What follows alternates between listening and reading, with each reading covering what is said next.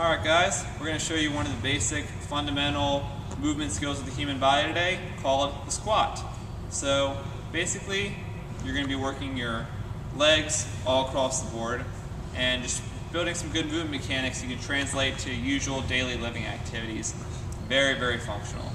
So what you're going to want to do, position your feet about shoulder width apart, brace your core, flatten your pelvis, get your shoulders down and back. What you're going to want to do with your hands nice and at your side like this, first break your hips back. Break your hips back and let your hips start sinking back, keeping the knees bending only so much as that your hips are allowing the knees to bend. So you're sinking down like that, like you're sitting in a chair. As you're going down, your knees are coming out, your chest is staying in a diagonal angle to where your head is looking about 6 inches in front of you. Like that. You want to get to about 90 or slightly above. Keep the hands out in front of you as you go down, and then stand back up again. See it all in motion without all the explanation.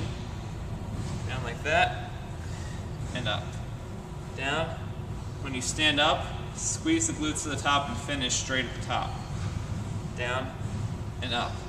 Now this might be an option for a lot of people who have, either developing movement mechanics or they have some sort of injury. So here's a modification and progression for each. So using a stability ball of some sort, you want to position it behind you, probably about the arch or the crux of the back here. Position on your back like so, and I want you to try the same exact motion. You can afford to sink the hips a little back a little more, because it takes a lot of the pressure off you. And stand back up. Ride the ball down and ride it up. Progress there to a partial squat. And then to the regular squat.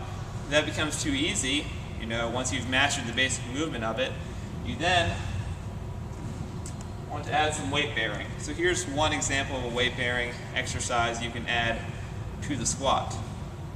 What you want to do is a goblet squat. So you're going to hold the dumbbell under the ridges like that, clamp your hands over the top, squeeze your forearms to the bottom rung, and position it nice and tightly against your chest. So then from there, you're going to do the same exact things you were doing before. Butt back, sink the hips back, look about 6 inches in front of you, don't round your back, nice and steady, finish at the top. From the side view.